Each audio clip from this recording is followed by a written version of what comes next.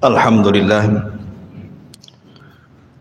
alhamdulillahilladzi hadana lihadza wa ma kunna linahtadiya laula an hadanallah. Asyhadu an la ilaha illallah wahdahu rabbi la syarika lah wa asyhadu anna Muhammadan abduhu wa rasuluhu alladzi la nabiyya ba'da, amma ba'du. Hadirin dan hadirat yang dimuliakan Allah Subhanahu wa taala. Biasa kita membahas tentang Siratul Mustafa alaihi salatu wassalam. Maka malam ini karena lagi viral di media tentang dunia paranormal dan perdukunan yang berkedok agama, maka malam ini kita akan khusus membahas seputar dunia perdukunan dan juga paranormal. Karena pembahasan ini bukan pembahasan biasa. Ini menyangkut akidah umat Islam, menyangkut agama. Makanya pembahasan ini harus sering digaungkan di tengah-tengah masyarakat, karena dampaknya sangat besar sekali. Bagaimanapun dunia-dunia seperti ini lebih dekat kepada kesyirikan dibandingkan kepada tauhid. Dan tidak ada dosa yang lebih besar di permukaan bumi ini melebihi kesyirikan. Jangan lagi syirkul akbar, syirik besar seperti dunia perdukunan dan paranormal. Syirik kecil saja dikhawatirkan Nabi SAW. Kata Nabi SAW, sesungguhnya sesuatu yang paling aku takutkan menimpa kalian adalah asyirkul asghar, syirik kecil. Kemudian Rasul ditanya, apa itu syirik kecil? Maka Nabi SAW mengatakan, ar-riya, seseorang beribadah ingin dipandang manusia.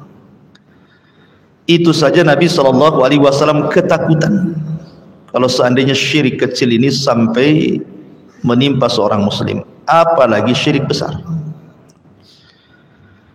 Makanya Imam Az-Zahabi rahimahullahu taala dalam kitabnya Al-Kabair, kumpulan dosa-dosa besar, belum meletakkan urutan pertama dalam kitabnya adalah asyirku billah, kesyirikan kepada Allah Subhanahu wa taala. Kemudian setelahnya as-sihr, dunia sihir. Saking bahayanya diletakkan pada urutan pertama. Ma'asyiral muslimin yang dimuliakan Allah Subhanahu wa taala, di dalam Al-Qur'anul Karim Allah Subhanahu wa taala berfirman, "Wa ma yu'minu aktsaruhum billahi illa wa hum musyrikun." Dan sebagian besar manusia tidak beriman kepada Allah melainkan dalam keadaan mempersekutukan Allah Subhanahu wa taala. Jadi orang-orang yang terjerumus kepada kesyirikan, bukan mereka itu di luar daripada Islam, tidak. Orang-orang yang melakukan praktek perdukunan atau orang yang datang ke dukun, itu bukan orang kafir. Kita tidak membahas orang kafir, tetapi kita membahas orang-orang yang mereka KTP-nya Islam, dukunnya Islam, yang datang ke dukun juga Islam. Yang lebih heran lagi, mengatasnamakan Islam. Kemudian yang datang juga mengatasnamakan pengobatan Islam. Cara pengobatannya dikatakan cara pengobatan Islam. Ini yang kemudian kita angkat bicara. Apakah memang praktek-praktek seperti itu dari Islam atau justru praktek kesyirikan. Ma'asyiral muslimin yang dimuliakan Allah Subhanahu wa taala. Sebelum saya menjelaskan tentang poin-poin, karena ada beberapa poin yang ingin saya jelaskan. Pertama, soal pengobatan. Yang kedua, soal keanehan-keanehan. Karena kita bisa melihat kadang-kadang para praktisi yang seperti itu dipertontonkan keanehan. Kebal bacok lah, punya tenaga dalam lah, tidak bisa diiris dengan golok lah, kan begitu ya, dan begitu seterusnya. Nanti kita bahas keanehan-keanehan itu. Kemudian yang ketiga, soal ramalan, karena mereka terkadang suka meramal. Kemudian yang keempat yang kita akan bahas adalah soal seputar jimat-jimat, tangkal-tangkal dan yang sejenisnya. Inilah 4 pembahasan yang kita akan bahas di malam ini. Ma'asyiral muslimin yang dimuliakan Allah Subhanahu wa taala. Pertama, soal pengobatan. Sebenarnya berobat itu sesuatu yang sangat dianjurkan. Karena Nabi sallallahu alaihi wasallam mengatakan likulli da'in dawaun. Setiap penyakit itu ada obatnya. Fa idza usiba dawa'ud da'i bari'a bi'idznillah azza wajalla. Kalau seandainya seseorang terserang penyakit kemudian diobati dan sembuh, maka kesembuhan itu atas izin Allah Subhanahu wa taala. Ingat bahwa penyakit itu datang dari Allah, sembuh juga datang dari Allah. Makanya sebelum seseorang itu menggantungkan kepada obat ataupun kepada tabib ataupun kepada dokter ataupun kepada apapun yang mungkin bisa mengobati, sebelum hati kita tergantung kepada itu semua, gantungkan hati kita kepada Allah. Karena mereka para pengobat atau obat-obat racikan itu hanya sekedar wasilah saja. Semua pengobatan itu datang dari Allah. Fa idza maridtu fahuwa yashfin. Kata Ibrahim, kalau aku sakit maka Allah lah yang menyembuhkanku. Ma'asyiral muslimin yang dimuliakan Allah Azza wa Jalla. Dalam dunia pengobatan dalam Islam, yang namanya obat itu terbagi menjadi 3. Pertama, dia jadi obat karena memang syariat Islam secara nas Al-Quran dan hadis memang itu obat. Yang kedua, memang tidak terdapat dalam Al-Quran atau dalam hadis Nabi yang sahih itu obat, tetapi ada penelitian secara ilmiah yang dilakukan oleh saudara-saudara kita dalam dunia farmasi dan pengobatan atau dalam dunia herbal bahwa ini adalah obat. Kemudian yang ketiga, tidak berdasar sama sekali. Quran tidak mengatakan ini obat, hadis tidak mengatakan ini obat, dunia farmasi pengobatan herbal juga tidak dikatakan ini obat, tiba-tiba dijadikan obat.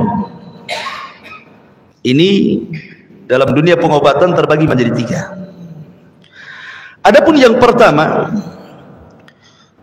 bahwa ada obat-obat itu berdasarkan nas Al-Quran atau hadis Nabi SAW adalah obat atau bisa dijadikan sebuah pengobatan. Contoh, Nabi SAW dalam hadis Abi Hurairah radhiyallahu an bicara tentang habbatus sauda, bicara tentang habbatus sauda, jintan hitam. Kata Nabi SAW, fil habbatis sauda shifaun min kulli da'in illa sam.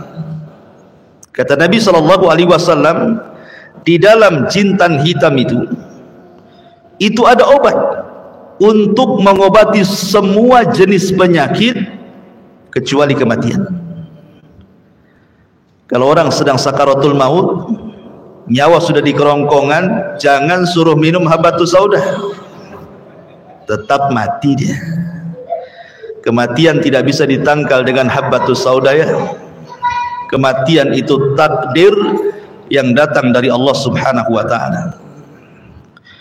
Kemudian juga contoh yang lain, ketika Allah Subhanahu wa ta'ala berfirman soal madu, Allah mengatakan wa auha rabbuka ilan nakhli anittakhidhi minal jibali buyutan wa minas syajari wa mimma ya'rishun thumma kuli min kulli thamarati fasluki subula rabbik dhulalan yakhruju min butuniha syarabun mukhtalifun alwanuhu fihi shifa'u linnas inna fi dzalika laayat liqaumin yatafakkarun.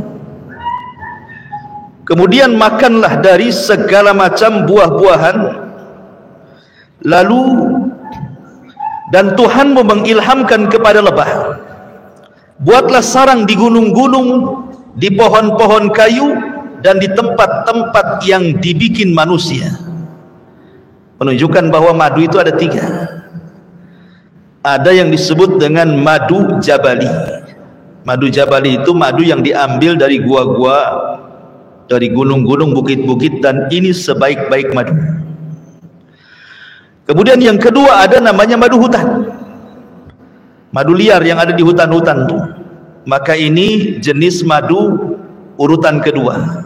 Ada madu peliharaan, ini madu dalam urutan jenis ketiga. Ada juga yang keempat, madu palsu dari gula biasanya. Kan itu ya, itu bukan obat itu. Minum itu antum jadi diabetes. Jadi kemudian Allah mengatakan, dan Tuhanmu mengilhamkan kepada lebah, buatlah sarang di gunung-gunung, di pohon-pohon, dan di tempat-tempat yang dibikin manusia. Kemudian makanlah dari segala macam buah-buahan, lalu tempuhlah jalan Tuhanmu yang telah dimudahkan bagimu. Dari perut lebah itulah keluar minuman madu yang bermacam-macam warnanya. Di dalamnya terdapat obat yang menyembuhkan bagi manusia. Sesungguhnya pada yang demikian benar-benar terdapat tanda kebesaran Allah bagi orang yang berfikir. Dari ayat ini menunjukkan bahwa madu adalah obat berdasarkan Al-Quran. Ya. Kemudian juga contoh yang lain, Nabi SAW bersabda tentang minyak zaitun. Kata Rasul, intadimu bizaiti waddahinu bihi fa innahu min syajaratin mubarakah. Jadi minyak zaitun itu termasuk pohon yang diberkahi. Arti berkah itu artinya banyak kebaikannya. Berarti minyak zaitun atau buah zaitun itu bagian daripada obat. Ataupun ketika Nabi SAW bicara tentang air Zam-Zam, kata Nabi SAW, ma'u Zam-Zam lima syuribalahu, bahwa air Zam-Zam itu akan mengabulkan setiap yang meminumnya. Kalau diniatkan obat, maka jadi obatnya. Kalau diniatkan untuk cerdas, insya Allah jadi cerdas. Yang penting belajar habis minum. Jangan habis minum tak belajar, bodoh terus. Ya. Kemudian juga Nabi SAW juga mengatakan dalam hadis yang dikeluarkan oleh Imam At-Tabrani, yang dihasankan oleh Syekh Nasiruddin Al-Albani rahimahullah ta'ala, khairu ma'in ala wajhil ardi ma'u Zamzam fihi ta'amun minat tu'mi wa shifa'un minas saqami. Sebaik-baik air yang terdapat di permukaan bumi itu adalah air Zam-Zam. Padanya bisa digunakan untuk pengganti makanan atau obat dari penyakit. Di sini ada kalimat syifa'un minas suqmi, obat untuk penyakit. Jadi air Zam-Zam itu berdasarkan nas hadis adalah obat. Ataupun umpamanya dalam bentuk hijamah, berbekam. Nabi SAW disebutkan dalam hadis Ibni Buhainah radhiyallahu an, dia mengatakan ihtajaman Nabi sallallahu alaihi wasallam wa huwa muhrim. Rasul melakukan hijamah, bekam. Berarti berdasarkan nas hadis bekam itu bagian pengobatan. Kemudian juga termasuk ruqyah, maksudnya membacakan Al-Quran, dan itu berdasarkan nas Quran. Allah mengatakan wa nunazzilu minal Quran ma huwa shifaa'un wa rahmatun lil mu'minin, dan kami turunkan Al-Quran sebagai obat. Jadi Quran itu obat, bisa dibaca langsung atau pakai media air putih seperti ini. Pamannya ini air putih, kita bacakan surah Al-Fatihah, setiap ayat kita tiup, setiap ayat kita tiup. Ini sudah jadi air ruqyah, bisa jadi obat. Ya. Dan banyak lagi minyak tin, buah tin, karena Allah bersumpah dalam Al-Quran wat-tini waz-zaitun. Ya. Lah, kesimpulannya bahwa kalau memang berdasarkan nas Al-Quran ini obat, berdasarkan nas hadis Nabi SAW ini obat, berdasarkan perbuatan Rasul ini obat, maka kita katakan ini obat dan halal berobat, bahkan terkadang dianjurkan. Ini yang pertama. Ada obat atau sistem pengobatan itu memang dianjurkan berdasarkan nas Quran dan nas hadis. Satu. Yang kedua, ada pengobatan itu ataupun sesuatu yang bisa dijadikan obat itu memang berdasarkan penelitian ilmiah, sudah diteliti di lab, memang ilmiah. Contoh umpamanya ada akar rumput, akar pohon gitu ya. Kalau akar gigi enggak. Jadi seandainya kemudian ini diteliti, oh akar ini bisa mengobati asam urat, bisa mengobati kolesterol, ya tidak apa-apa dijadikan obat, walaupun tidak 100% gitu ya, tapi kebanyakan orang minum itu sembuh. Atau dedaunan, atau rerumputan, atau biji-bijian gitu ya. Kalau berdasarkan penelitian dalam dunia farmasi atau kedokteran atau dalam dunia herbal, memang diteliti ini obat, sebab mengobati penyakit tertentu, maka mubah hukumnya selama zatnya tidak haram.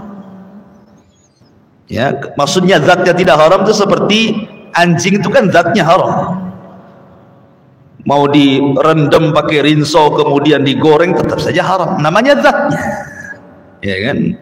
Artinya bahwa kalau berdasarkan penelitian ini obat dan terbukti walaupun tidak 100%, maka halal dan boleh.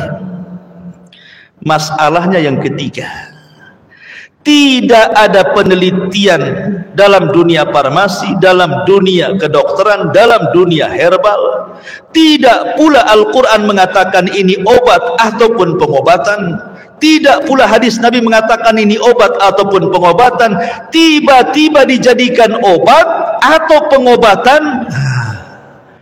Inilah yang disebut dengan ja'ala sabab ma laisa bisabab, namanya menjadikan sesuatu sebab yang bukan sebab.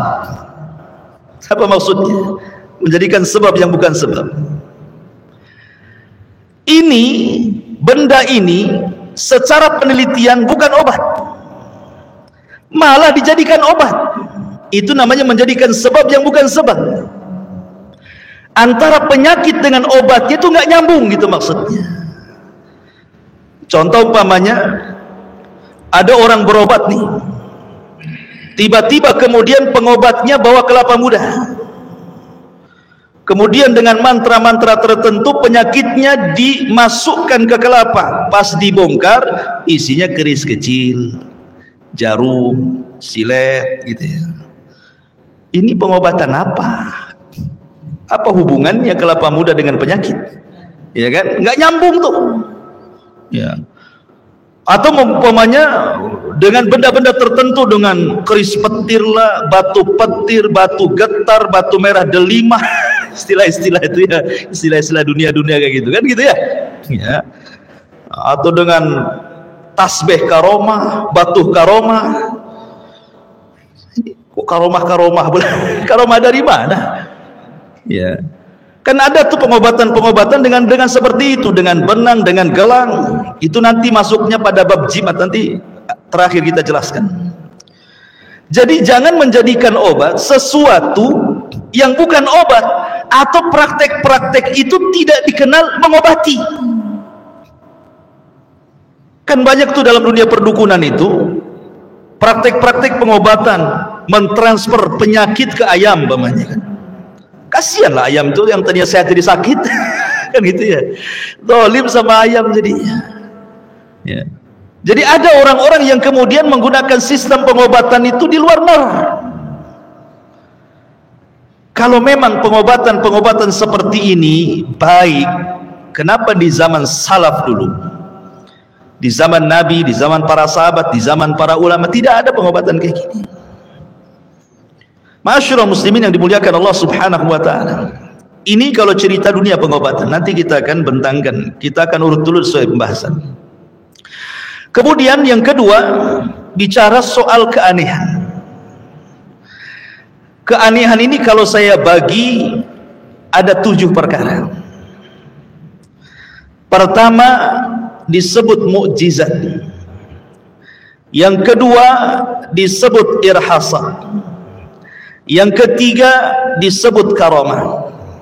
Yang keempat disebut maunah. Yang kelima disebut al-ihana. Yang keenam disebut al-istidraj. Dan yang terakhir disebut as-sihru, sihir. Ya. Kita rinci apa maksudnya 7 keanehan ini. Yang pertama mukjizat. Mukjizat itu adalah amrun khariqun lil ada, sesuatu keajaiban di luar kebiasaan orang. Dan ini hanya dijadikan dan diberikan untuk para nabi dan rasul. Mukjizat ini khusus untuk menemani para nabi dan rasul, untuk membuktikan bahwa dia nabi, bahwa dia rasul. Seperti di zaman rasul terbelahnya bulan, ya kan? Kan aneh. Ataupun di zaman Nabi Musa tongkat jadi ular, memukul lautan terbelah 2, atau tangan dimasukkan ke pesak tiba-tiba bercahaya. Atau di zaman Nabi Isa dia bisa menghidupkan orang mati dengan izin Allah, dan begitu seterusnya. Itu mukjizat namanya, khusus bagi para nabi. Kemudian yang kedua ada irhasat. Irhasat juga khusus bagi para nabi, tapi peristiwanya sebelum diangkat jadi nabi.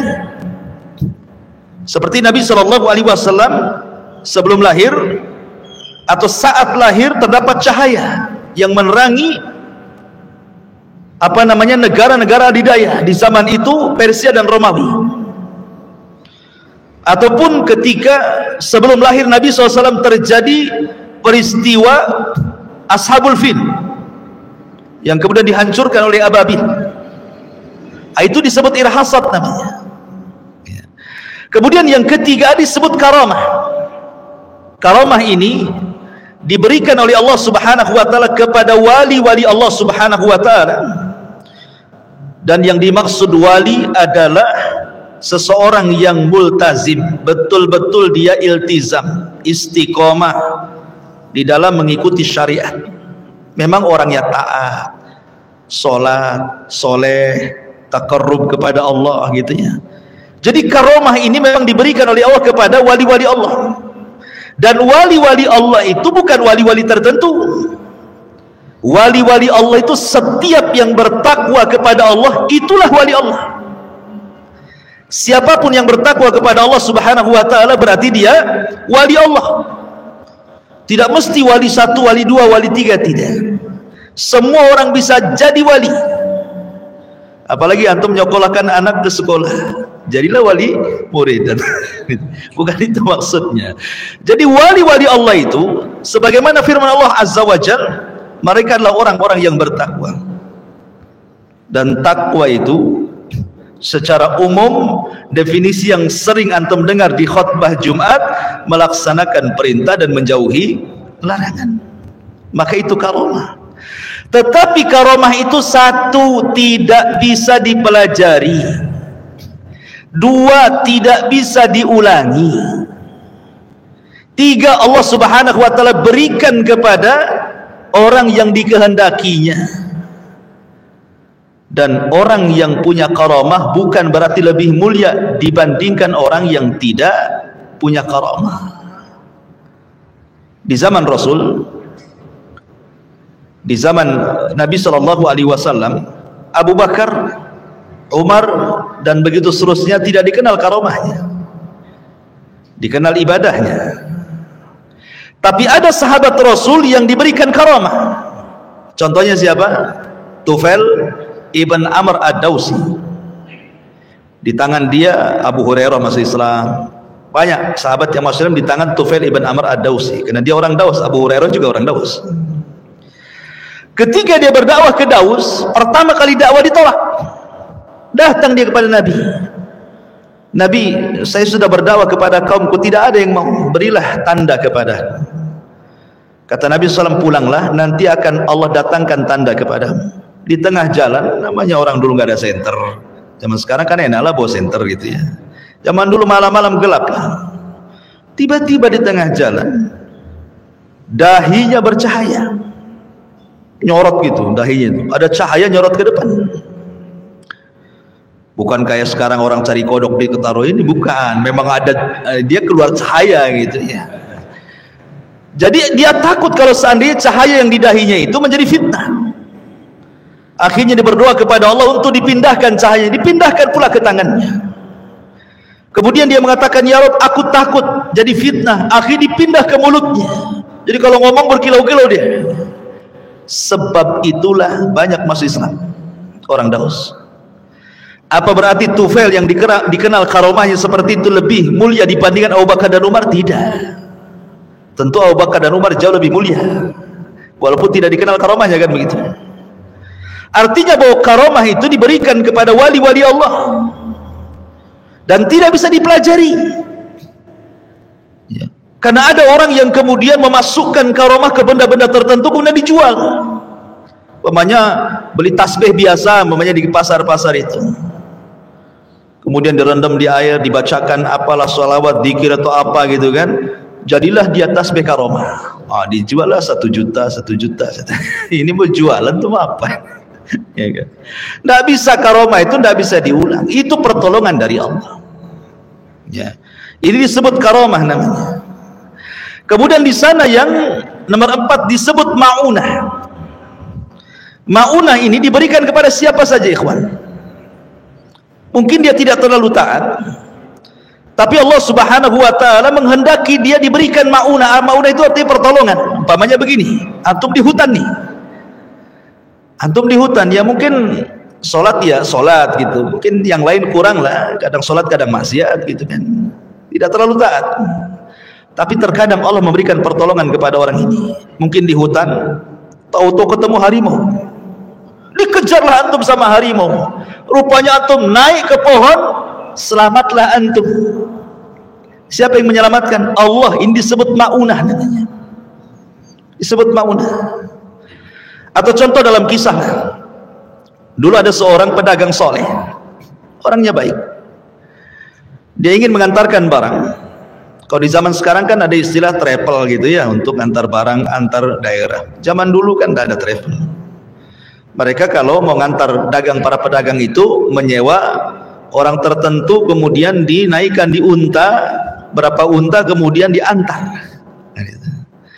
Akhirnya ada seseorang yang menawarkan membawakan dagangannya ke unta-unta dia dengan harga yang murah dan dijanjikan jarak tempuh yang cepat, pakai jalan tikus mungkin bahasa kita. Akhirnya mau deal, oke, diangkat. Rupanya sama travelnya ini dibawa ke tengah padang pasir yang tidak pernah dilalui orang. Ini pedagang soleh ini bingung karena tidak pernah dia lewat sini. Ketika sampai di tengah padang pasir, kok banyak tulang belulang nih, banyak tulang-tulang manusia di situ. Mulailah dia curiga. Akhirnya dia minta berhenti dan mengatakan kepada travelnya, bang, ini kok banyak tulang manusia di sini, bang? Kata travelnya, rupanya kamu sudah tahu, saya ini bukan travel, saya ini penjahat. Oh, dia tahu ini penjahat. Dia mau ngambil barangnya, mau bunuh orangnya. Kata dia, kalau begitu ambillah barang, tapi jangan bunuh saya, biarkan saya balik. Maka kata penjahat ini yang ngaku travel, dia mengatakan, semua orang yang kubunuh ngomong begitu, tapi tidak saya lepaskan. Ketakutan dia. Akhirnya dia mengatakan, ya kalau begitu berikan waktu untuk aku melaksanakan 2 rakaat salat. Akhirnya dia ambil wudu dengan perasaan dagdikduk, namanya mau dibunuh habis itu kan. Kemudian ketika sholat, Allahu Akbar, tidak tahu apa yang dibaca. Ibaratnya kalau antum sholat ditodongkan pistol gitu ya. Habis sholat antum didor, kira-kira Fatihah antum hafal nggak? Kamu gak bingung karena udah jelas tuh habis sholat mati gitu kan. Stres orang ini, apa yang mau dibaca? Subhanallah, Allah ilhamkan ada surat yang melintas di pikiran dia. Apa suratnya? Amman yujibul muttar idza da'a fayaksifus su ila akhiril ayat. Siapakah yang akan mengabulkan doa orang yang kesulitan manakala dia saat kesulitan? Dibacalah ayat itu cepat-cepat sama dia. Subhanallah. Ketika hampir dia selesai salam, dia melihat ada kuda putih, penunggang putih membawa pedang di tangannya, kemudian dengan cepat ke arah dirinya dan menebas orang jahat ini. Kata para ulama, itulah malaikat yang Allah kirim. Nah, bisa saja dalam bentuk maunah kan itu ya, orang dapat pertolongan. Ya. Kemudian juga yang nomor 6 ada yang disebut dengan nomor 5 ada yang disebut al-ihanah. Ihanah ini bukan keanehan, tapi sebaliknya. Musailamah al-Kadzdzab, antum pernah dengar Musailamah al-Kadzdzab? Si nabi palsu di zaman Nabi yang memimpin orang-orang Yamama, ngaku nabi. Namanya ngaku nabi kan harus punya keanehan, mukjizat. Akhirnya adalah orang yang buta sebelah datang kepada Musailamah al-Kadzdzab, ingin diobati matanya supaya dua-duanya melihat. Akhirnya sama Musailamah karena meniru Nabi itu kan pernah mengobati Ali ketika matanya sakit, diludahi sama Nabi, sembuh matanya. Akhirnya Musailamah pun meludahi mata orang yang buta sebelah. Ketika habis diludahi jadi buta dua-duanya. Namanya nabi palsu. Habis diludahi dua-duanya buta. Coba yang ya. Itu namanya ihanah, namanya dihinakan. Ya, bukannya sembuh malah nambah gitu ya. Kemudian yang nomor 6 ada disebut istidraj. Antum tahu istidraj? Istidraj itu artinya orang-orang yang tidak pernah sholat, tidak pernah taat, kerjanya maksiat, tapi usahanya tidak pernah bengkrak. Ya. Usahanya itu jalan terus, orangnya juga sehat terus, ya. Istrinya banyak lagi, rumahnya bagus, ya. Mobilnya mewah. Itu disebut istidraj. Ya. Jadi jangan cemburu umpamanya orang yang tukang sholat taat kepada Allah Azza wa Jal, asih buka cincau gulung tikar, besoknya buka cilok gulung tikar, besoknya pokoknya setiap usaha gulung tikar ya. Jangan kemudian kita katakan akhirnya adalah orang itu aja nggak sholat kok bisa usaha, mungkin gara-gara sholat saya jadi gulung tikar ini. Jadi istidraj, orang seperti itu diberikan istidraj, dibiarkan seperti itu sama Allah di atas kesenangan sampai pada waktunya, maka Allah akan kirim adab kepada orang tersebut. Itu disebut istidraj. Dan yang terakhir disebut as-sihru, sihir. Sihir ini lengket dengan dunia sihir, dunia dukun, paranormal, bomo dan yang semacamnya. Di dalam tafsir Ibnu Katsir, Al-Hafidz Ibnu Katsir rahimahullahu taala ketika menyebutkan riwayat daripada Yunus ibn Abdul A'la As-Sadafi, muridnya Imam Syafi'i rahimahullah taala, dia menukilkan ucapan Imam Syafi'i rahimahullahu taala dan ucapan Imam Lais seorang ulama Mesir. Katanya Imam Syafi'i rahimahullahu taala, "Idza ra'aitumur rajula yamshi 'alal ma'i wa yatiru fil hawa'i fala taghtarru bihi hatta tu'ridu amrahu 'alal kitabi was sunnah." Apabila engkau melihat seseorang yang berpenampilan agama, pakai jubah, pakai serban, janggutnya panjang, zikirnya lama gitu. Pokoknya penampilannya kayak penampilan agama. Mungkin dipanggil Gus, mungkin dipanggil Pak Yai, mungkin dipanggil Pak Ustadz, mungkin dipanggil Tuan Guru, mungkin dipanggil apalah nama besar tokoh agama. Tiba-tiba yamshi 'alal mah, bisa pula dia berjalan di air. Wa yatiru fil hawa, bisa pula dia terbang. Atau mungkin istilah kita ini, dibakar kebal, dibacok kebal gitu ya. Bisa nonjok dari kejauhan, terpental gitu ya. Aneh orang ini, punya keanehan. Maka kata Imam Syafi'i, fala taghtarru bihi, jangan terperdaya dengan keanehan-keanehan itu, jangan silau dengan keanehan itu, tetapi timbang orang itu dengan Alkitab was sunnah. Kalau amalan dia tidak sesuai dengan Al-Quran dan sunnah Nabi SAW, berarti mereka awliya'us syaitan, mereka adalah wali-wali syaitan. Tapi kalau memang amalan mereka sesuai dengan Al-Quran dan sunnah Nabi SAW, kemudian punya keanehan seperti itu, maka mereka wali-wali Allah, kata Imam Syafi'i. Artinya di sini ketika Imam Syafi'i mengatakan, apabila ditimbang dengan Al-Quran dan sunnah amalannya tidak seperti itu, berarti dia menggunakan sihir, menggunakan bantuan jin. Keanehan-keanehan seperti itu.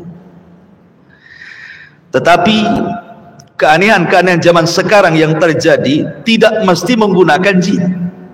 Terkadang menggunakan trik-trik khusus, ya kan? Trik-trik seperti tukang sulap gitu kan, pakai trik, pakai benda-benda, atau pakai semacam obat-obat kimia, atau pakai kecepatan tangan, atau pakai pengalihan dengan ngomong banyak. Kayak tukang obat tuh ngomong aja kan, dialihkan, karena ucapan orang itu jadi nyihir juga tuh ya.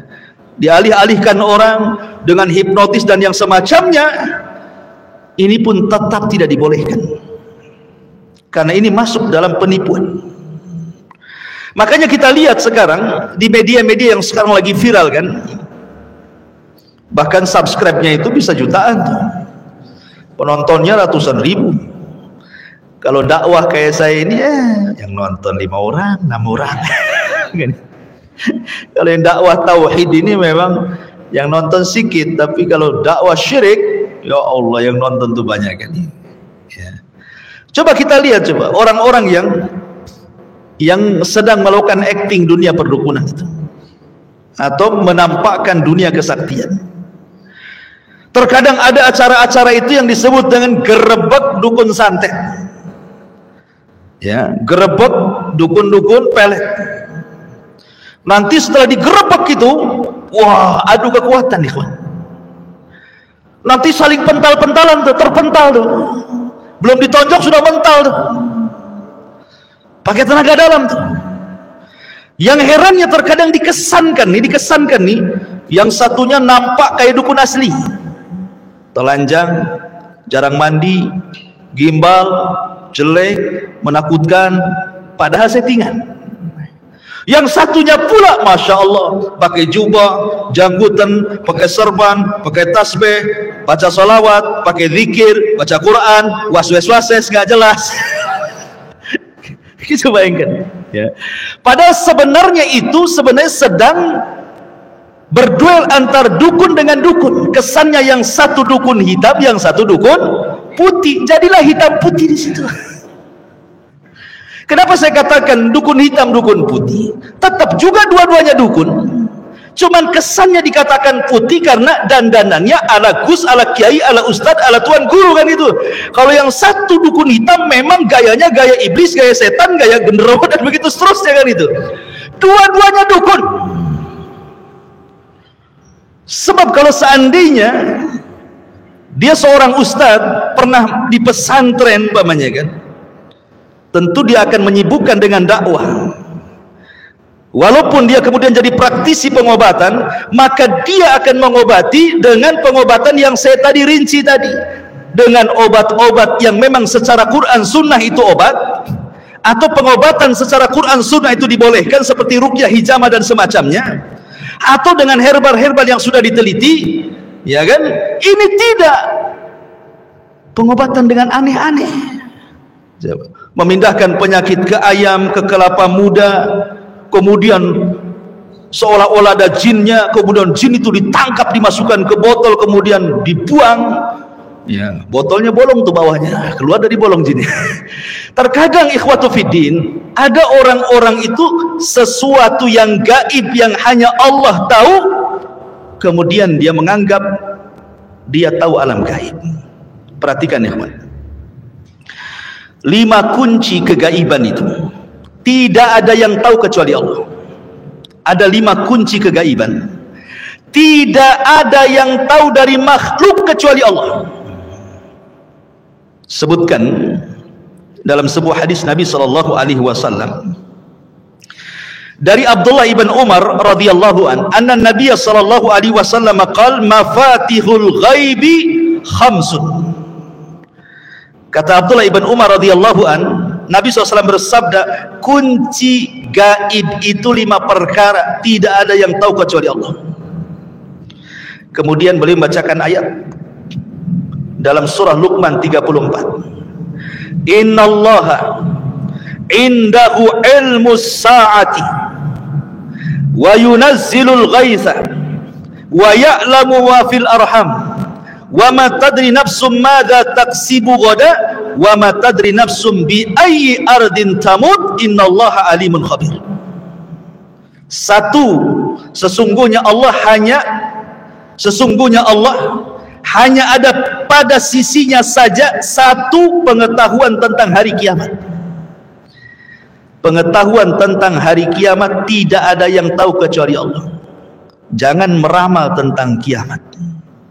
Seperti pernah terjadi, ada orang yang meramal tanggal 15 bulan Ramadan akan terjadi dukhan. Ini ramalan, tidak ada yang tahu kecuali Allah. Kalau kiamat itu tidak ada yang tahu kecuali Allah, maka tanda-tanda besarnya pun tidak ada yang tahu kecuali Allah. Yang kedua, kata Allah mengatakan, dan dialah yang menurunkan hujan, wa yunazzilul ghaits. Tidak hujan atau hujan itu bukan urusan pawang. Ingat, pawang hujan tidak bisa mencegat hujan. Kan ada tuh pawang perempuan tuh bawa apa tuh, besi pukul-pukul wur kan itu ya. Tidak tahu kecuali Allah. Sok tahu dia. Ini Quran yang mengatakan soal turunnya hujan itu Allah yang tahu. Kalau orang dia mengetahui ini, maksudnya gini, turun hujan aja tidak tahu, macam mana mau cegah hujan gitu maksudnya. Kalau seandainya mungkin dia itu menggunakan ilmu fisika namanya kan, dengan melihat perakiran cuaca, ya tidak masalah. Ya, itu ilmiah itu. Tapi kalau umpamanya kemudian seperti cerita di kampung-kampung, saya pernah cerita, ada pawang hujan itu tidak pakai baju, gila-gila orangnya. Jadi kalau ada orang walimah cari dia, kemudian udah dicari, agak gila-gila, suruh datang ke walimah dikasih makan banyak. Kemudian disuruhnya dia mencegat hujan agar nanti walimah jangan hujan. Caranya gimana? Terlentang dia, suruh kencing ke langit. Nah, orang gila. Ma'asyiral muslimin yang dimuliakan Allah Azza wa Jalla. Maka yang kedua, perkara hujan itu yang tahu kecuali Allah. Kemudian yang ketiga, kata Allah Subhanahu wa taala, wa ya'lamu ma fil arham. dan mengetahui apa yang ada dalam rahim. Bukan soal laki-laki dan perempuan, sekarang sudah ada alatnya USG, tahu ini, bukan. Maksudnya dalam rahim itu, apakah dia nanti lahir akan menjadi orang kaya, orang miskin, pejabat, tidak ada yang tahu orang ini. Itu semua takdir Allah Subhanahu wa ta'ala. Dan ketika malaikat meniupkan takdir kepada bayi ini, tidak ada yang tahu, sampai si janinnya sendiri tidak tahu takdir dia. Itu kuasa Allah. Jangan sok-sok meramal. Ini lahirnya bintang gambar kambing nampaknya nih. Ini susah terus nih. Ini kalau jodoh dapat bintang nih gambar kalajengking nih. Oh bahaya nih. Nanti sebulan cerai dia. Gimana pula coba? Tidak ada yang tahu kecuali Allah. Kemudian yang keempat, wa ma tadri nafsum bima wa ma tadri nafsum madza taksibu ghadan. Dan tiada seorang pun yang dapat mengetahui dengan pasti apa yang terjadi besok hari, apa yang diusahakan dia, nggak tahu. Jangan pula meramal nasib ya. Sehingga terkadang aneh orang-orang yang datang ke dukun ini, dia pengen usahanya kemudian lancar, jabatannya jangan sampai jatuh. Kalau bisa pemilihan kepala desa ini datang ke dukun, minta supaya dia yang dapat, dan begitu seterusnya. Kita tidak tahu apa yang terjadi esok hari, itu urusan Allah ya. Kemudian yang terakhir, wa ma tadri nafsum bi ayyi ardin tamut, dan tiada seorang pun yang dapat mengetahui di bumi di mana dia mati. Kita mati di mana? Karena persoalan itu bukan di mana dia mati, ikhwan, tapi bagaimana kita mati. Terserah mau mati di mana saja. Ya, mau mati di Mekah, mau mati di sini, terserah. Yang penting bagaimana caranya kita mati. Jangan sampai kita mati suul khotimah, itu aja. Tapi kematian kita ini tidak ada yang tahu kecuali Allah. Inilah disebut dengan mafatihul ghaib, yang selalu digunakan oleh para normal, para dukun untuk meramal. Dalam istilah kita meramal nasib gitu ya. Ini soal kegaiban. Makanya Allah Subhanahu wa taala mengatakan alimul ghaibi fala yudhiru ala ghaibihi ahadan illa man irtada mir rasulin. Dialah Rabb yang mengetahui yang gaib, maka dia tidak memberikan kabar seorang pun tentang kegaiban kecuali rasul-rasul yang diridhoinya saja. Kalau nabi-nabi ya terkadang tahu yang gaib karena Allah kasih tahu. Seperti Nabi menceritakan tentang akhir zaman, akan keluar Dajjal, akan keluar ini, akan keluar itu. Siapa yang beritahu? Allah. Sehingga Nabi tahu ya. Tapi tidak semua Nabi itu tahu. Hanya yang diberitahukan Allah Subhanahu wa ta'ala. Contoh Nabi Sulaiman. Nabi Sulaiman itu kurang apa ilmunya coba? Nabi paling sakti itu Nabi Sulaiman tuh. Semua dituduhkan dia. Hewan dituduhkan dia, awan ditundukkan dia, jin aja ditundukkan dia. Tapi suatu ketika dia sedang membariskan pasukan, tidak ada pula Hudhud di situ. Di mana Hudhud?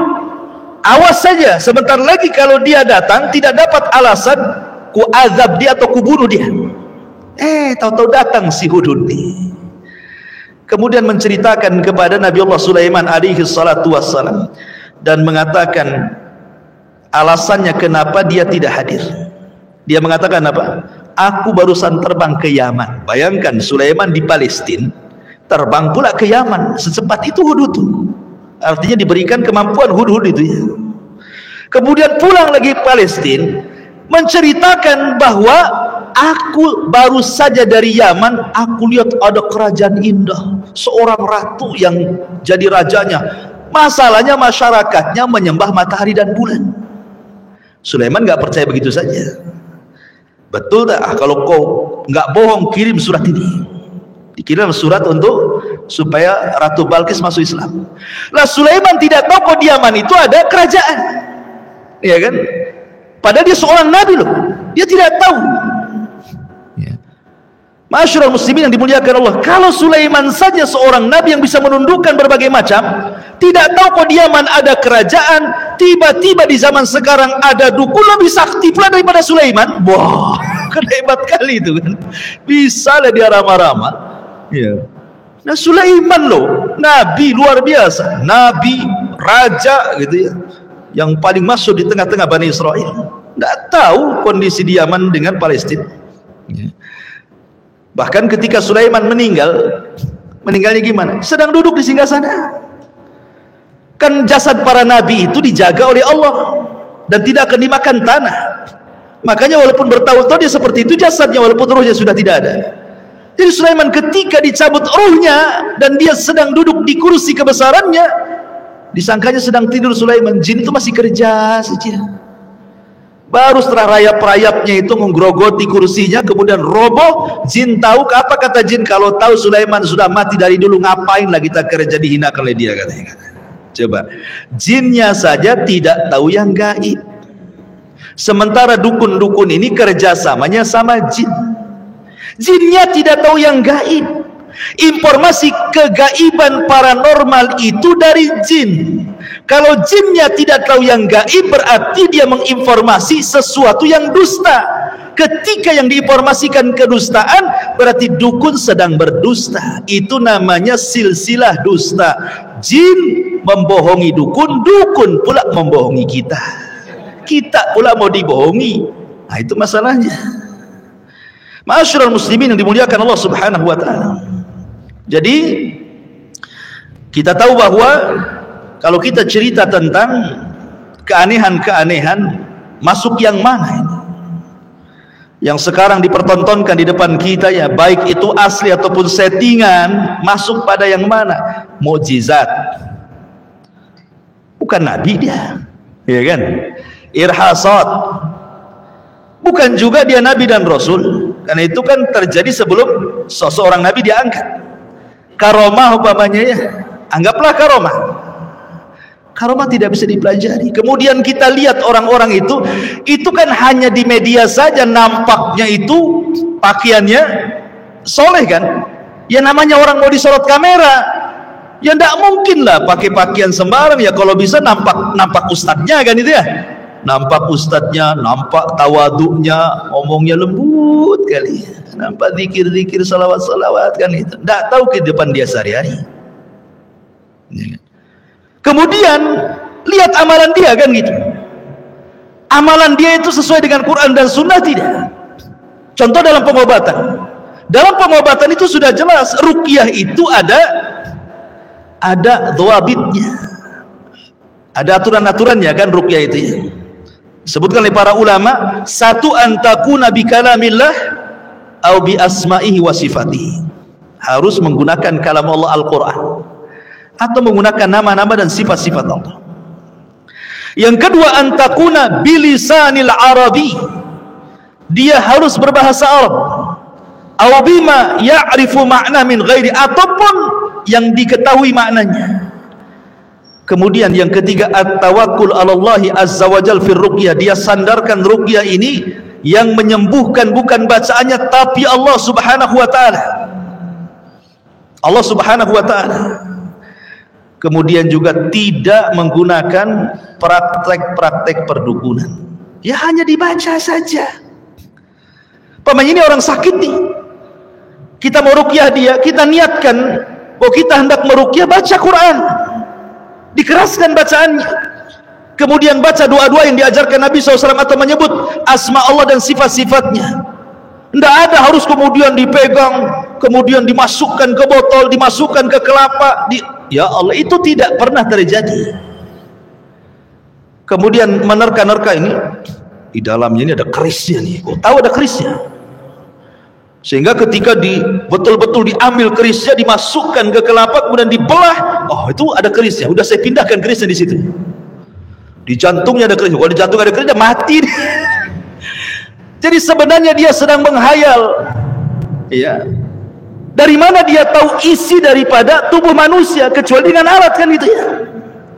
Kalau dengan terawangan, istilahnya ilmu terawangan gitu ya, diterawang begitu. Ini pakai jin, ikhwatu fiddin, muliakan Allah azza wa jalla. Bisa pakai jin beneran, bisa tipu-tipu. Namanya trik-trik sulap juga bisa terjadi seperti itu, dan sudah ma'ruf di kalangan tukang sulap yang seperti itu, dan bahkan sudah dibongkar lagi oleh mereka. Jadi Itu bukan ruqyah. Ruqyah bukan seperti itu. Ma'asyiral muslimin yang dimuliakan Allah Subhanahu wa taala. Kemudian yang ketiga yang kita akan bahas adalah bicara soal ramalan. Allah Subhanahu wa taala berfirman di dalam surah An-Naml 65. Qul la ya'lam man fis samawati wal ardil ghaiba illallah wa ma yash'uruna ayyana yub'atsun. Katakan, tiada seorang pun yang ada di langit dan yang ada di bumi yang mengetahui perkara-perkara yang gaib kecuali Allah, dan mereka tidak mengetahui bila mana mereka akan dibangkitkan. Kemudian Allah mengatakan juga dalam surah Al-An'am ayat 59, wa indahu mafatihul ghaibi la ya'lamuha illahu wa ya'lamu ma fil barri wal bahri wa ma tasqutu min waraqatin illa ya'lamuha wa la habbatin fi dhulumatil ardi wa la ratbin wa la yabisin illa fi kitabim mubin. Dan pada sisi Allah lah kunci-kunci semua yang gaib, tidak ada yang mengetahui kecuali Dia sendiri. Dia mengetahui apa yang ada di daratan, yang ada di lautan, dan tidak sehelai daun pun yang gugur melainkan Dia tahu. Tidak ada jatuh satu biji pun dalam kegelapan bumi kecuali Dia tahu.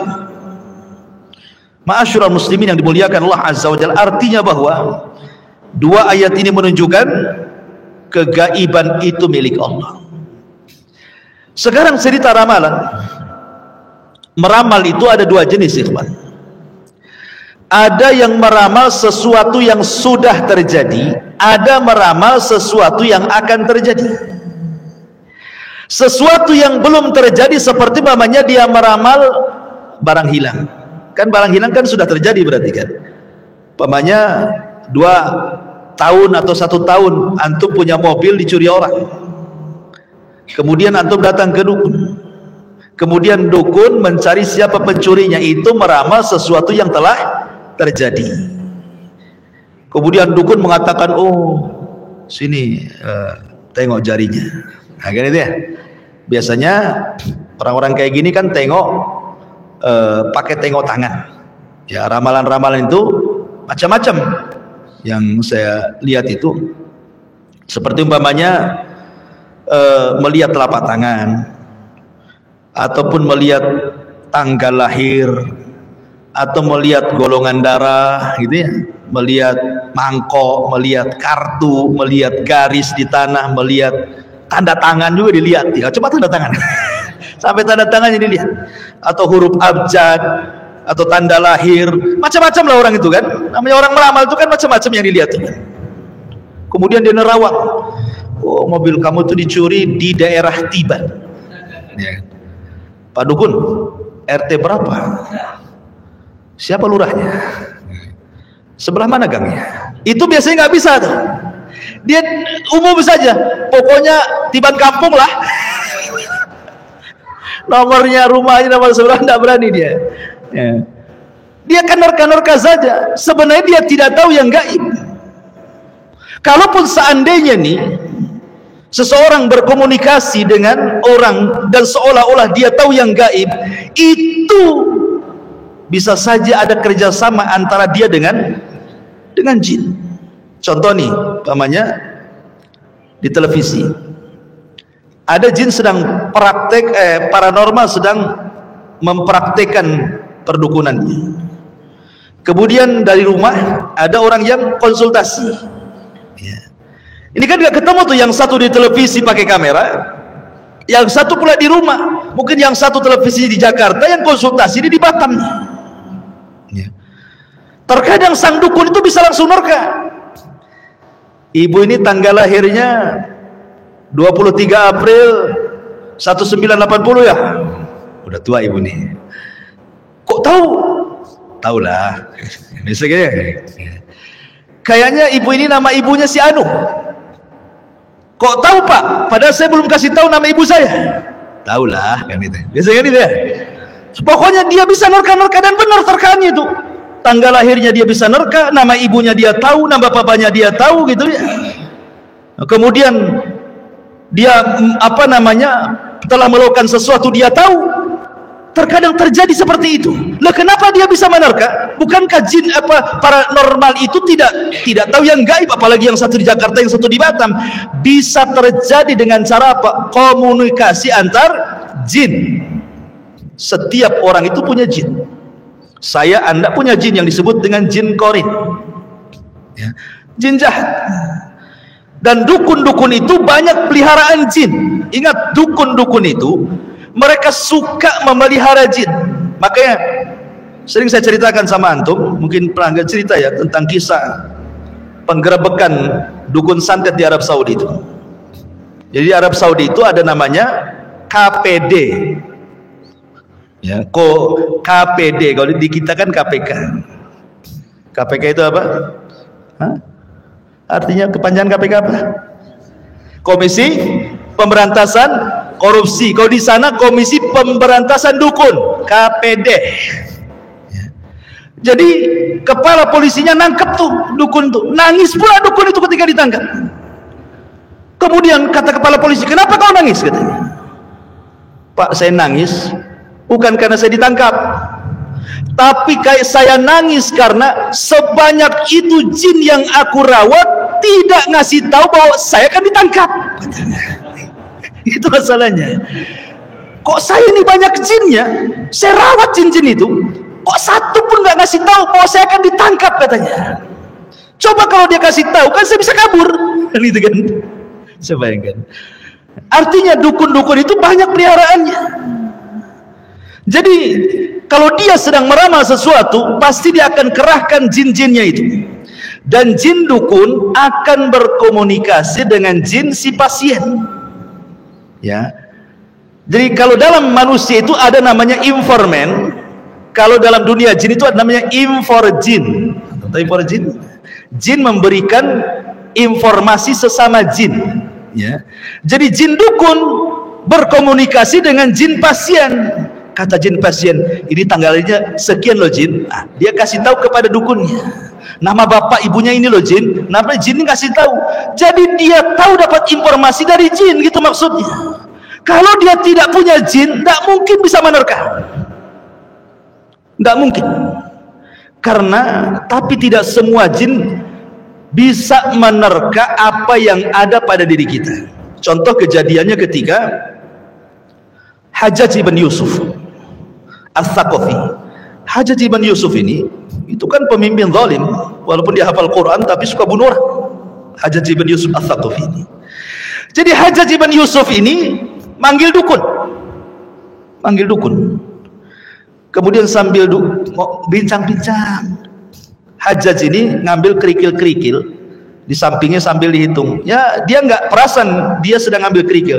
Dihitungnya 1, 2, 3 sampai 10 kerikil, kemudian digenggam. Kemudian kata Hajjaj, wahai fulan, tebak berapa kerikil yang ada di tangan saya? Kata dukun ini 10. Pas dihitung betul 10. Terus diam lagi. Kemudian Hajjaj ibn Yusuf tanpa menghitung langsung main kerewak saja, diambil kerikilnya, nggak tahu berapa isinya. Berapa ini? Dia bingung. Ya. Sekian. Ternyata ketika dihitung meleset dia. Ya. Ternyata apa? Ketika kita tidak tahu, dia tidak tahu. Gitu maksudnya. Ketika kita tahu, dia tahu, gitu maksudnya.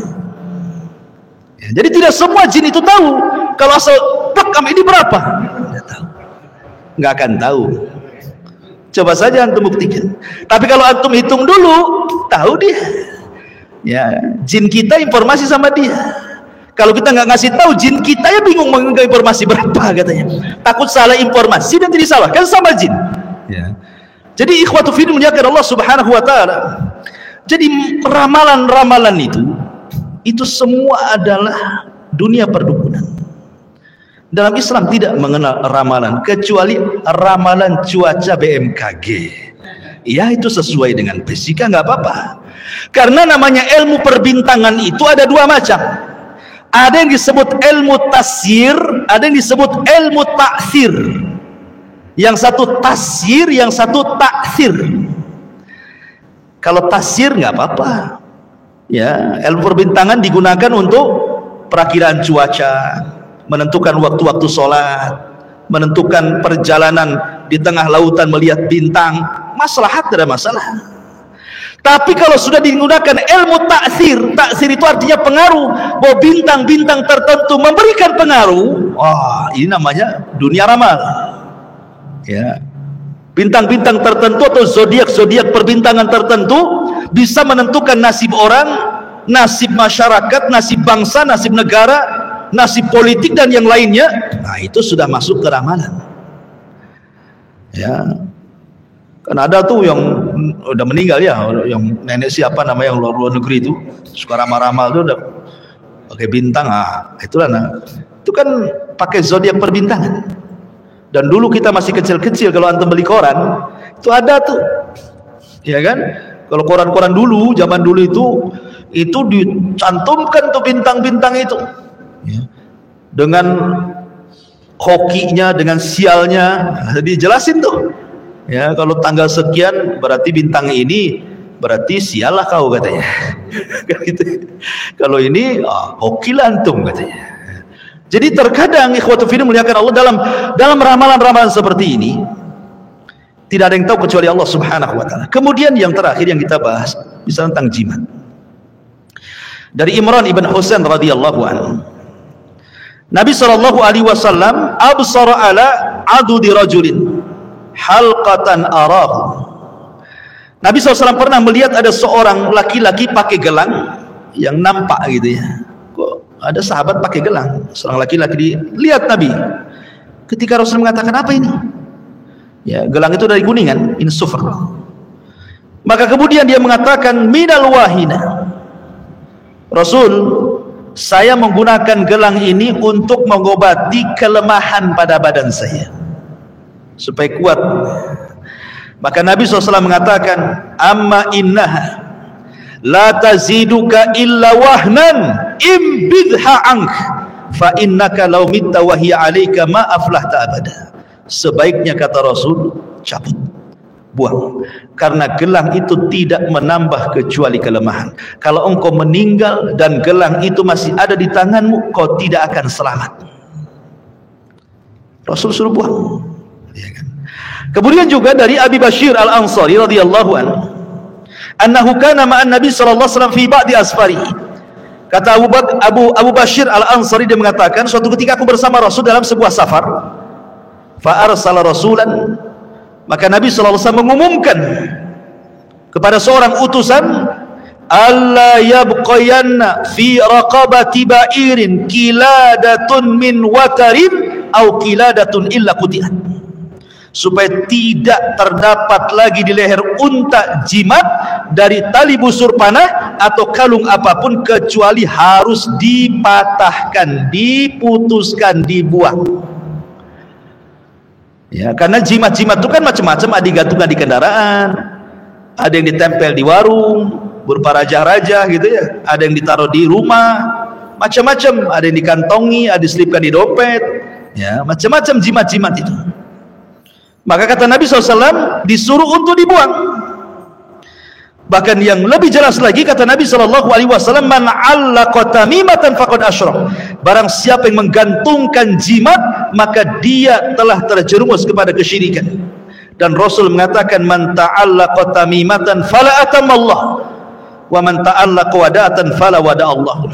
Barang siapa yang menggantungkan jimat, maka hatinya akan tergantung pada jimat itu.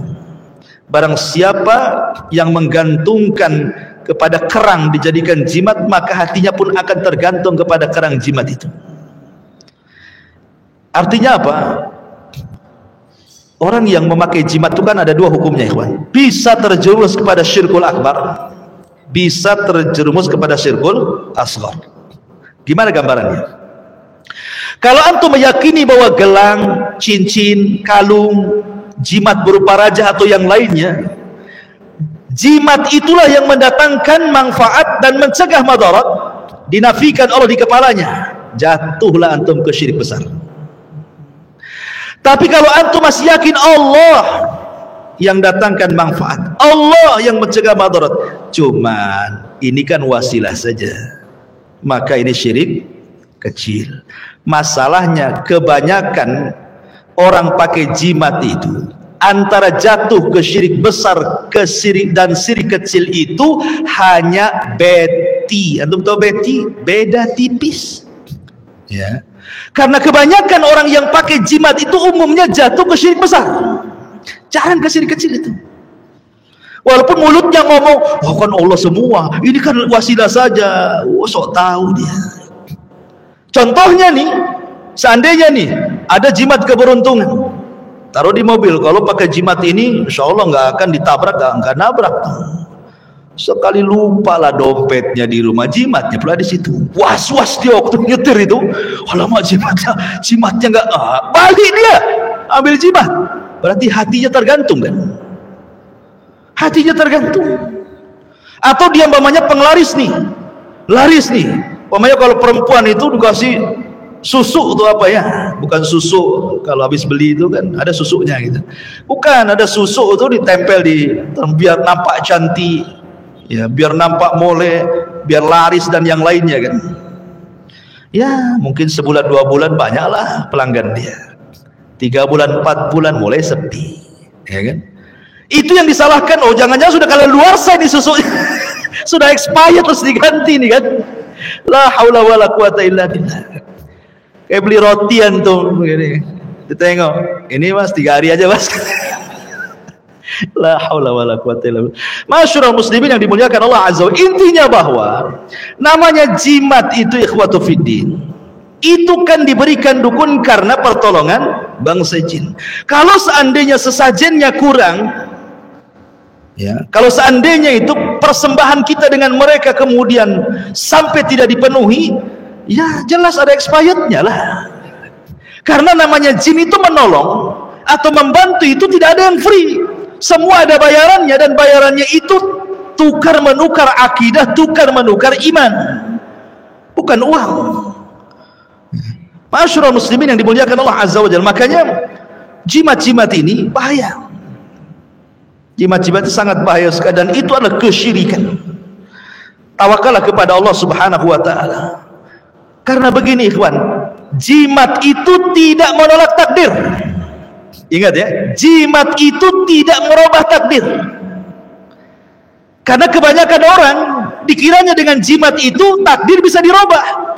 Contoh nih, warung, antum jualan. Yang namanya takdir Allah sudah ditulis lauhil mahfud, belum lagi di catatan malaikat, belum lagi ketika kita berojol, ketika usia 4 bulan datang tuh yang namanya malaikat peniup ruh, dicatatlah rezeki kita sekian.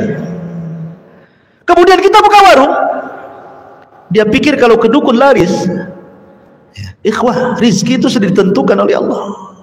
Kalau memang Allah sudah tentukan namanya warung satu hari cuma dapat 50 atau 200 ribu, 300 ribu, walaupun ke dukun Thailand sekalipun beli jimatnya, namanya jimat tidak bisa merubah takdir. Takdir Allah tidak bisa dirubah ya. Cuman ada memang orang-orang yang tidak sabar, harusnya mengambil rizki karena takdir itu dia dapat yang halal, karena tergesa-gesa dapatlah yang haram.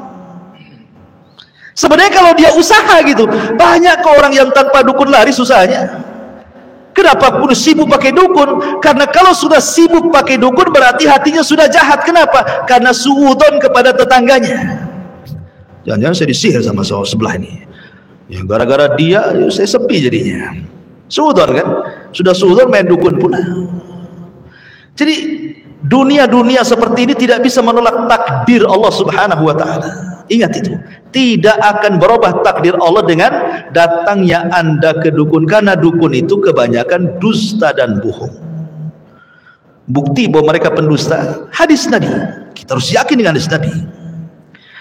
Dahulu di zaman Nabi SAW, kata Rasul, jin itu naik ke langit. Sampai di langit itu ada maqaidah lis-sam'i, sebagaimana berdasarkan suratul jin. Ada maqaidah lis-sam'i, tempat-tempat curi dengar. Jin itu kalau ke langit seperti orang panjat pinang, sampai ke langit. Tapi hanya di bawah langit pertama. Tidak mungkin dia sampai menembus langit, tidak akan bisa. Ya ma'syaral jinni wal insi in istata'tum an tanfudhu ila samawati wal fanfudhu la tanfudhuna illa bisultan. Enggak bisa jin naik tembus ke langit itu. Ya. Jadi ketika di zaman Nabi sallallahu alaihi wasallam, maka jin-jin itu kemudian tidak bisa naik ke langit. Sejak itulah maka difungsikan bintang sampai hari ini, bahkan sampai kiamat setelah diutusnya Nabi. Bintang itu apa? Difungsikan untuk melempar jin-jin yang ada di langit. Karena jin-jin yang ada di langit ini selalu mencuri dengar dari wahyu yang Allah wahyukan kepada para malaikat. Kemudian dicuri dengar, kalau sudah dapat satu kalimat disampaikan ke jin yang di bawahnya. Jin yang di bawahnya disampaikan ke yang di bawahnya. Yang di bawahnya sampai kepada jin yang ada di bumi. Setiap jin yang menyampaikan kepada jin yang di bawahnya selalu menambahkan satu kalimat. Akhirnya dari 100 kalimat yang satu benar, 99 dusta. Kemudian yang jin yang di bumi inilah dia jual belikan dengan dukun, paranormal, bomo dan yang semacamnya. Jadi yang benar itu cuma satu, 99 dusta. Kalaupun seorang pengobat dan dia dukun mengobati, sembuh tanpa sadar, dibacakan sholawat gitu saja, sembuh dia. Sekarang antara yang sembuh dengan yang tidak sembuh banyak mana? Kan gitu ya. Karena biasanya yang sembuh inilah kemudian dia pula yang diwawancarai, dimasukkan YouTube. Gimana setelah berobat sama dia? Oh bagus. Yang nggak sembuh nggak diwawancarai. Coba yang nggak sembuh diwawancarai, nggak laku lah dukun tuh. Jadi masyarakat muslimin yang dimuliakan Allah Azza wa Jalla, jadi mereka adalah para pendusta. Yang bahayanya di zaman sekarang ini, ikhwan, tontonan-tontonan di YouTube dan yang semacamnya. Kita lihat tontonan-tontonan itu seperti gerebek dukun, kemudian adu kesaktian antar dukun, kemudian pengobatan yang tidak dikenal dalam syariat Islam, ya, dipertontonkan. Kemudian setelah ada orang-orang yang membongkar, tiba-tiba sebagian mereka sadar, kemudian baru ngomong bahwa ini adalah settingan. Padahal ketika dia membuat konten itu tidak ada tulisan untuk hiburan atau settingan, kan itu seolah-olah beneran. Kalau mungkin orang-orang cerdas, ini settingan. Gimana kalau orang-orang itu jahil, tidak pernah belajar iman, tidak pernah belajar tauhid, orang awam, ya, kemudian dipertontonkan seperti itu, setan pula masuk seolah-olah beneran. Hebat kali orang ini, digolok nggak mempan, dibakar nggak mempan, ya, ditonjok, orang yang nonjoknya mental. Ya. Kemudian dipraktekkan dunia pengobatan ala mereka. Kok bisa ya? Orang yang sakit kemudian disuruh terlentang, dibawalah kelapa muda, entah ngomong-ngomong apa pakai ya, kayak gaya-gaya sinetron, diambilnya dari tubuh itu dimasukkan ke kelapa, isinya jarum, silet, macam-macam. Kalau isinya uang 200.000 kan enak. Ini isinya macam-macam di situ. Ya. Lah kemudian ditonton nih. Kalau seandainya orang itu tidak punya iman, ikhwan, bisa saja kemudian dia berpikir, wah ini orang hebat ini. Apalagi kalau seandainya keluarganya sakit. Orang sakit itu setan lebih dekat dibandingkan malaikat. Karena setan tidak mau orang sakit, parah, mati itu husnul khotimah, tidak mau. Gimana caranya dia husnul khotimah? Makanya diberikan waswas, berobatlah ke sana, berobatlah ke sana, gitu maksudnya. Akhirnya berobatlah ke sana. Apa yang terjadi? Dua hadis Nabi cukup. Hadis yang pertama kata Nabi SAW, man ata arrafan fasa'ala an syai'in lam tuqbal salatuhu arba'ina yawman. Siapa yang datang ke dukun hanya sebatas konsultasi, tanya tok, nggak membenarkan, ya nggak yakin, konsultasi saja, hanya tanya, itu sholatnya 40 hari ditolak, nggak akan diterima. Dan kebanyakan kan begitu ya. Biasanya kan kalau ada tayangan-tayangan di YouTube tuh, walaupun asalnya mungkin pada awalnya hanya editan, settingan, hiburan dan yang lainnya kan. Iya kalau orang cerdas. Kalau orang yang tidak cerdas disangkanya beneran. dicari-carinya nomor telepon dia. Cobalah dia telepon, kan itu ya, tanyakan, konsultasi dulu kan gitu ya. Konsultasi, kalau yang berkonsultasi atau yang dikonsultasikan kepada dukun 40 hari sholat kita ditolak. Kita sholat sunnah, sholat duha, sholat malam, sholat witir, qobliyah, sholat wajib, macam-macam sholat 40 hari ditolak. Apa tidak capek kita 40 hari sholat kemudian ditolak? Maksudnya sholat yang sudah dilakukan. Antum nih sholat sudah mengerjakan sholat selama 40 hari kemarin, itu ditolak, gugur semuanya. Kalau 40 ke depan nanti pula berdalil, kalau gitu nggak usah sholat lah 40 hari, kan ditolak, nanti aja setelah 40 hari gitu. Masyarul muslimin yang dimuliakan Allah Azza wa Jalla. Atau hadis yang kedua, kata Nabi SAW, man ata arrafan au kahinan fasaddaqahu, man ata arrafan au kainan fasala an syai'in fasaddaqahu faqad kafara bima unzila ala Muhammadin sallallahu alaihi wasallam. Siapa yang datang ke dukun, tukang ramal, paranormal, bomo, dukun, macam-macam yang sejenisnya, bertanya, dibenarkan pula, jadi pasiennya pula, kemudian merasa dia sembuh, ada perubahan, padahal itu dukun, maka dia telah keluar dari Islam. Kalau sampai membenarkan, keluar dari Islam. Kalau hanya bertanya, sholatnya 40 hari tidak diterima. Kecuali kalau mau nguji, nggak apa-apa. Mau menguji kebohongan dia, nggak apa-apa. Kita datang ke dukun hanya untuk menguji kebohongannya, bahwa dia bukan dukun, nggak ada masalah.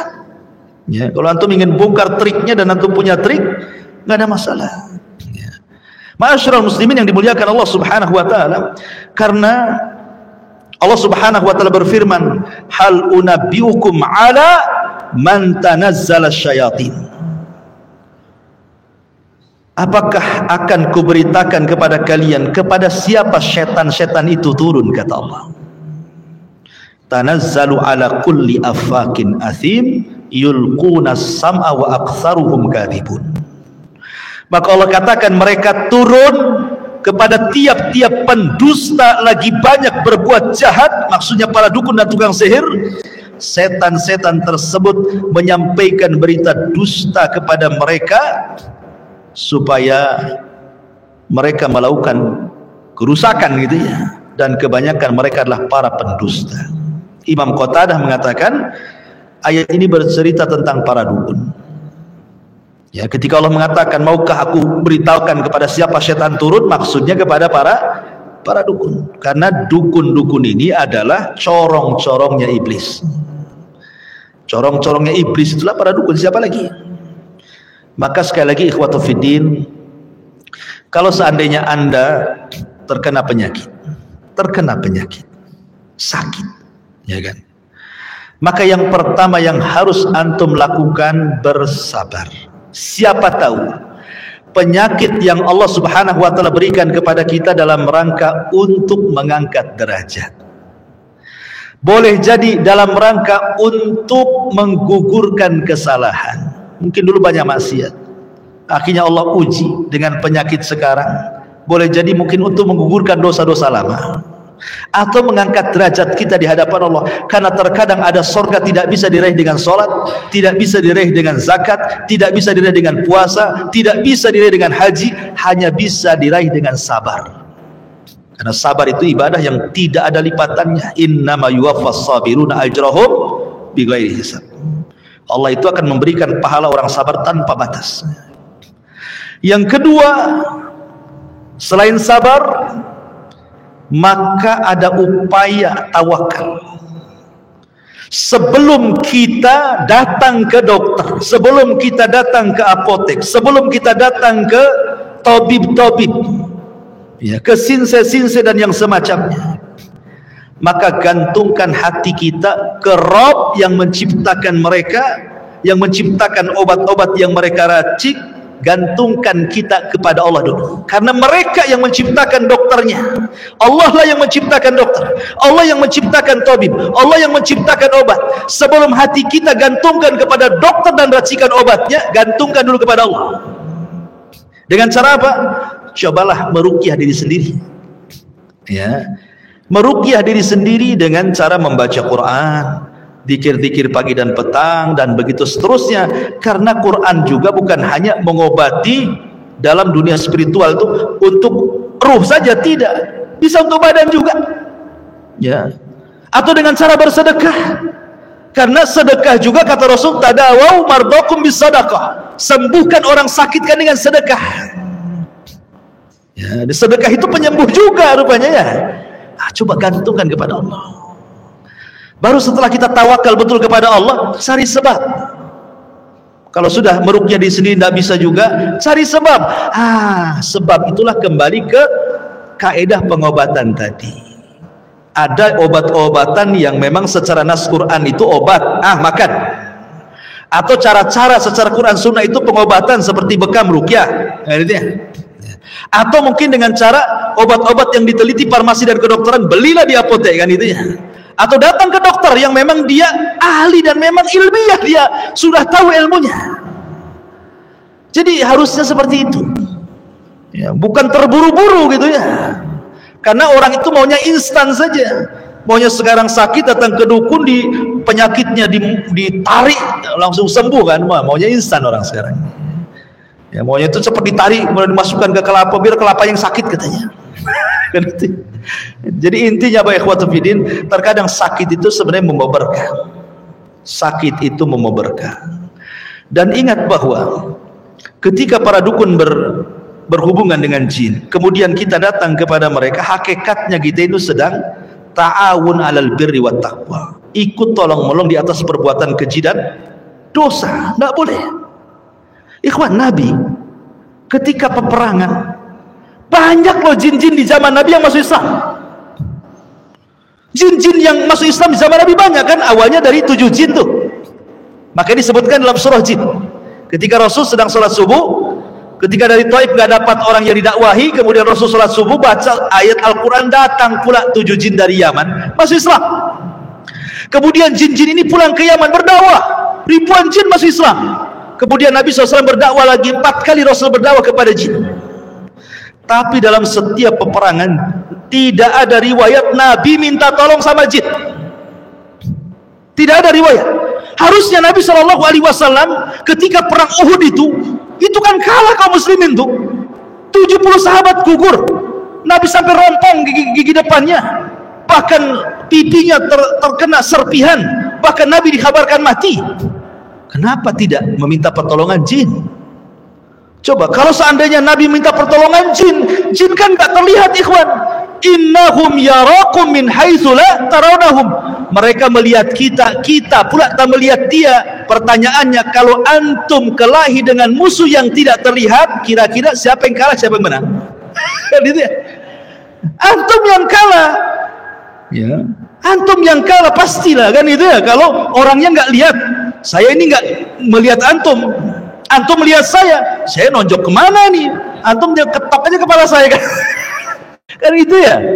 Kenapa Nabi tidak minta bantuan coba kepada jin-jin Yaman itu ketika perang Uhud itu?